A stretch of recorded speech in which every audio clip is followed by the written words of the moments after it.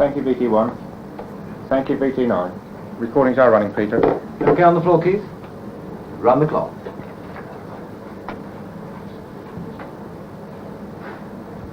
Gentlemen, not to worry about shots 27 to 34, the drop of a lighter. I have plenty of time to tell you about that on TK. Okay? 10, 9, Run TK. 8, 7, 9, 6, 8, 5, 7, 6, 4, 5, 4, 3, 3, 2, 1. Play down TK. On film, 2 next. Here's a house. Here's a door. Windows, 1, 2, 3, Coming 4. to 2. Ready to knock. Turn Start your the track, 2, and we play mix. school. Shot 1, 4 next. Cue them.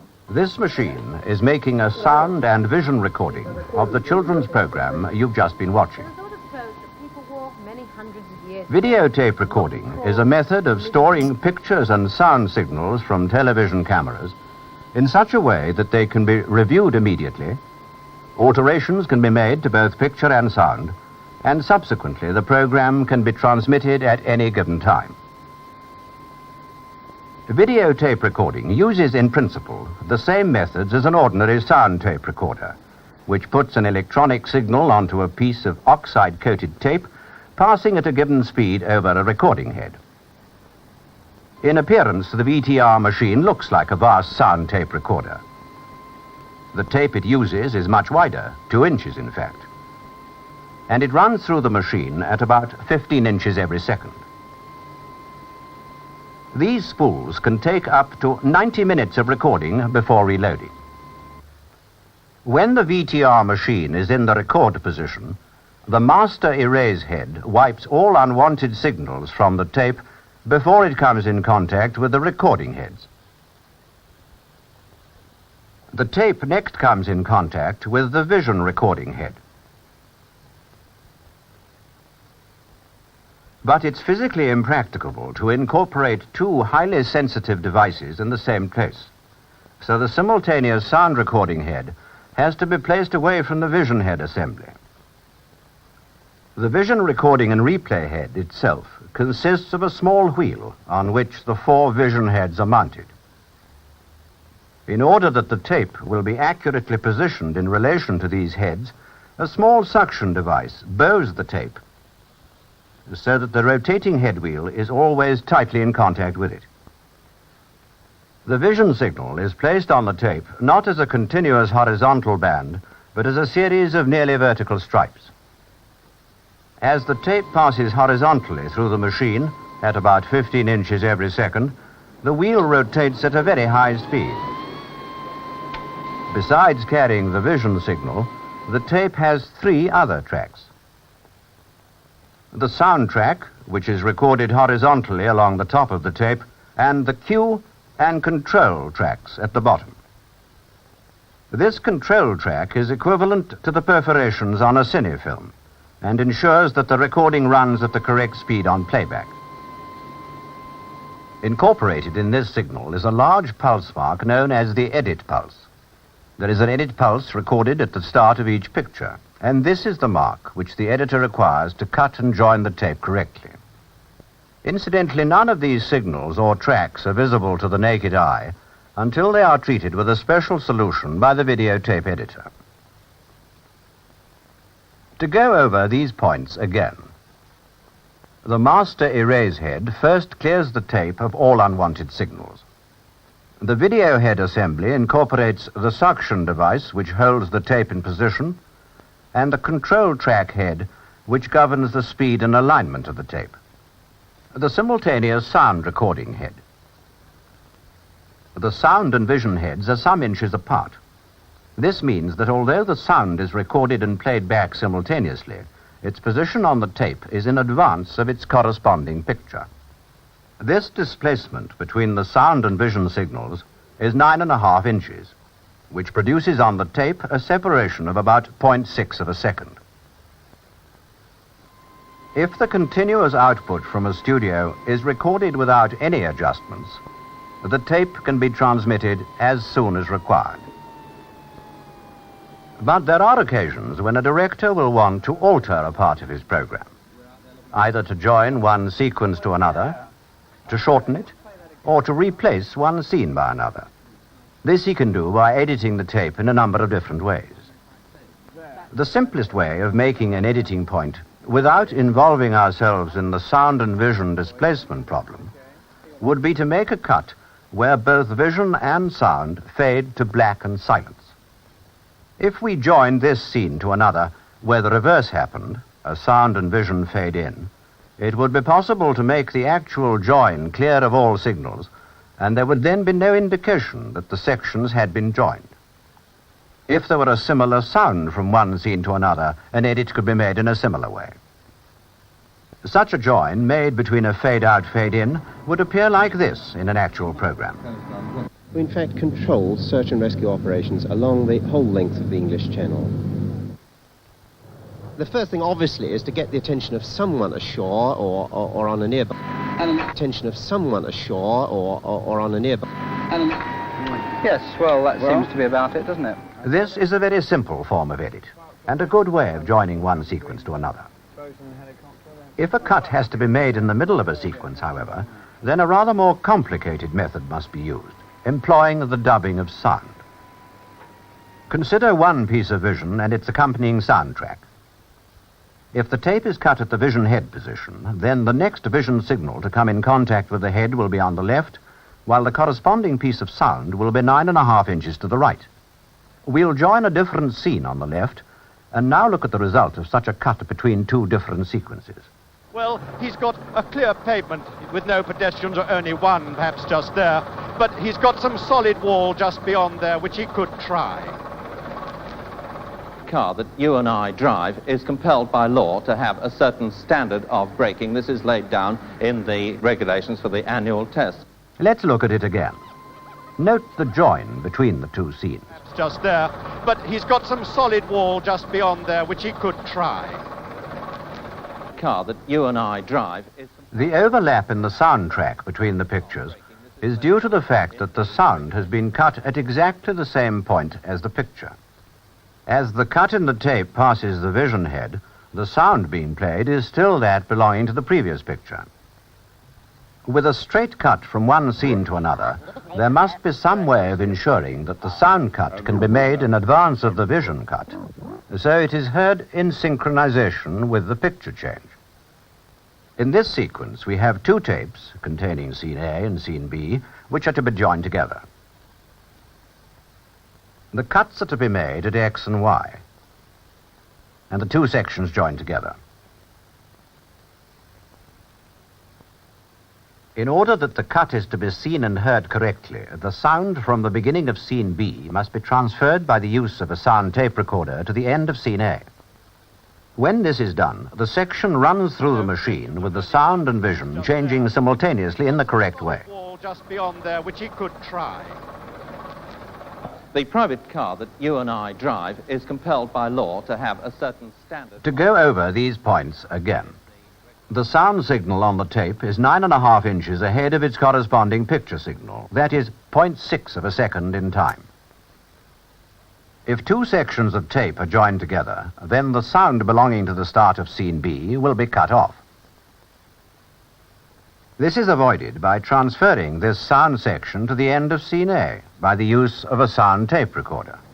Having to dub the sound forward over the outgoing scene with the use of a sound tape recorder is a complicated and time-consuming process. A more satisfactory and efficient way of coping with the sound advance problem is to ensure that the overlap is prepared beforehand in the studio. This sequence shows the sound and vision signals of 3 consecutive shots. If we wish to replace shot 39 with a retake, it means cutting at X and Y. If we made a straight cut through the tape at these points, we would lose part of the sound of shots 39 and 40. However, if we recorded in the studio the sound of shots 38, 39 and 40, but only the vision of shot 39 held for the length of all 3 shots, this would enable us to make our cuts at X and Y, replay shot 39, and at the same time be sure that the sound position is correct. This method could be used to improve this sequence, which didn't satisfy the director during his recording.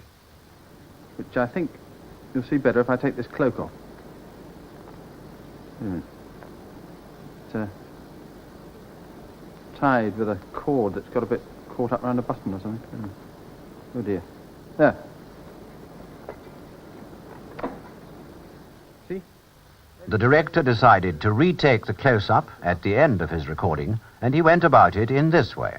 Right, gentlemen, there is a retake, and I think probably, Keith, you'll guess which one it is. In fact, if Sir Walter Raleigh had taken that much long to take his cape off to put in the puddle for Queen Elizabeth, she'd about been her knees in water by the time he'd got it off.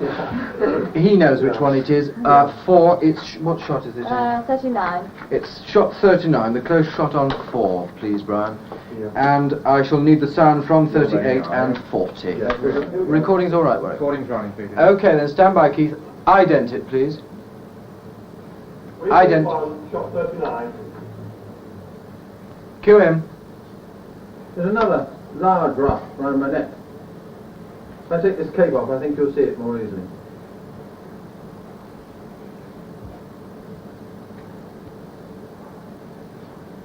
There. You can see it better now. It's made of the same material as the ruffs on my cuff, and it makes me keep my chin up. Okay, that's enough. Fine, thank you. That's all I need for the edit. Thank you very much, Warwick. We'll stop the recording there. Thank him very much indeed, and relax him, please. After the recording, the original shot 39 was replaced by the retake shot, and the result was viewed. There's braid and gold buttons all the way down the front. There's a cloak to cover it.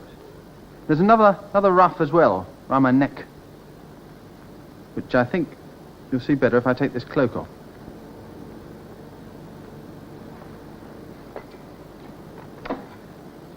See? Made of the same material as the ruffs on the cuffs. Up to this point, we've examined the way in which videotape works, and if edits have to be made, how they can be done by physically cutting the tape, having, if possible, prepared a sound overlap first. We'll now see how the editor actually makes this join. Having cut through the tape approximately at the editing point, he unlaces it from the machine and paints it with the magnetic developer. This doesn't show him the picture content, which can only be seen by running the tape through the videotape machine at normal speed. But under the microscope, it does reveal the vision recording track and the position of the edit pulse. The editor adjusts the videotape in the editing block for his exact edit point and clamps the tape in the correct position, cutting off any excess tape with the guillotine. In the same way, the editing point is found on the incoming piece of tape. The excess tape is cut off with the guillotine. By lifting the tape ends, the adhesive splicing tape is positioned beneath them. They are then pressed firmly onto this with a swab stick. The trimming block is placed on the videotape and the surplus splicing tape cut off.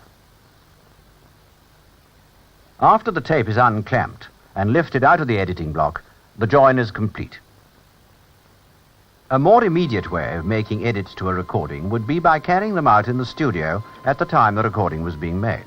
This can be done by an electronic device which is part of the videotape machine and is linked to the studio by a remote control. In fact, the machine itself makes the edit by changing from the playback to the record function at a predetermined point. This is done by the director pressing a button in the studio gallery. What happens is that a signal is recorded onto the cue track of the tape at the point at which the edit is to be made. There is no physical cutting of the tape involved, and the machine makes the necessary compensation for the sound displacement. When the tape is rerun, the machine will switch at this point from playback to record. However, in order that the position of the cue signal is exact, this changeover can be rehearsed on the studio monitors and altered if necessary. This method of editing allows the director to deal with planned or even unplanned breaks. In the recording of this program, a break has been planned to allow a costume change to be made, so that the girl will appear to have changed instantaneously from one dress to another. Oh, all right, I know. I'll put them on by magic. You say abracadabra, close your eyes, and turn round once. Right. Cut. 48. Abracadabra. And that's the point we edit. Okay, stop the recording. Okay, Keith, on the floor, will you get Julie into a costume as quickly as possible, please? Mark Graham where he is, stay where he is, all cameras stay exactly where they are. And when you've got enough, And we'll rewind, please, VT. rewind, and then we'll to see if we've got the shot 47. While the editor rewinds the tape, the girl makes her costume change. When she is ready, the tape will be rerun, showing the previous scene. At the point of the predetermined changeover, the director will cue the studio action, and from the electronic cue already recorded, the videotape machine will monitor the change from tape playback to studio output.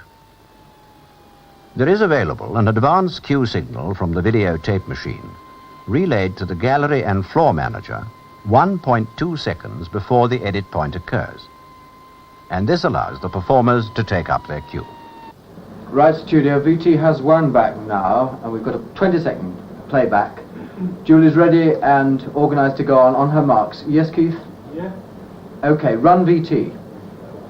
Hurry up. It's going to take a long VT is running. Oh, all right, You will I take know. the cue I'll put from them on by the magic. cue pulse. 15 seconds. Abracadabra. Close your eyes and turn round once. Right. Abracadabra. There. Oh, I wish I'd used magic to put mine on. They're rather splendid, aren't they? Finally, this is how that sequence looked. You better hurry up. These clothes take a long time to put on, you know. Oh, all right, I know. I'll put them on by magic. You say abracadabra, close your eyes, and turn round once. Right. Abracadabra.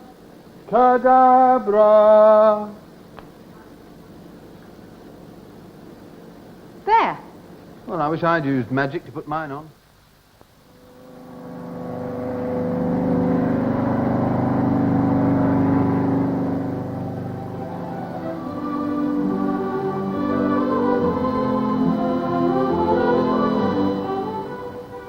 If there are a large number of known edits to be carried out before a program can be completed, it would be more practicable, and also save studio time, to have these carried out afterwards. This does, however, involve the use of 2 machines or possibly more if the program is very complicated. And this method normally means the making of second-generation tape.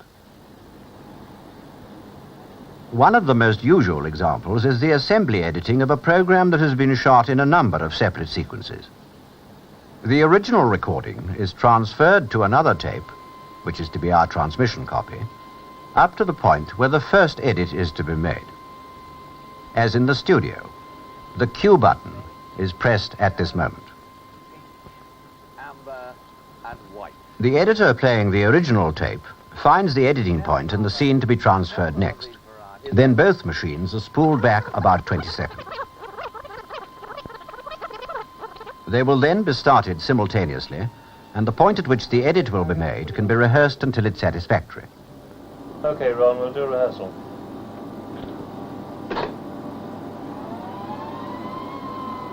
It's because the petals reflect them. That's right. This film has dealt with the basic properties of videotape recording.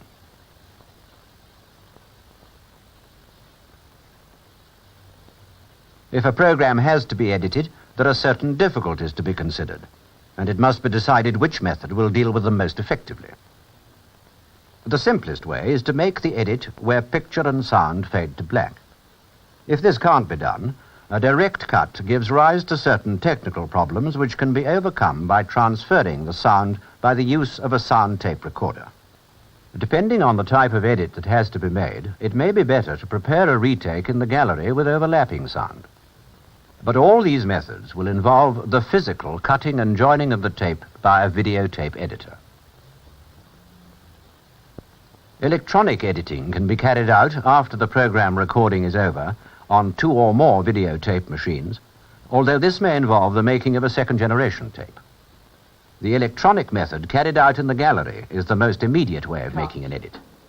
This method can also cope with unexpected faults that may develop, and these can be corrected at the time. Breaks can be planned. and editing becomes part of the production procedure. 660. Well, it's time for us to say goodbye now. But we'll be back Run again. TK. Goodbye until then. Goodbye. 9, 8, wants to 7, try this 6, on now? 5, Could you help 4, me? 3, 2, 1. And through. On film. 3 next. Going to 3.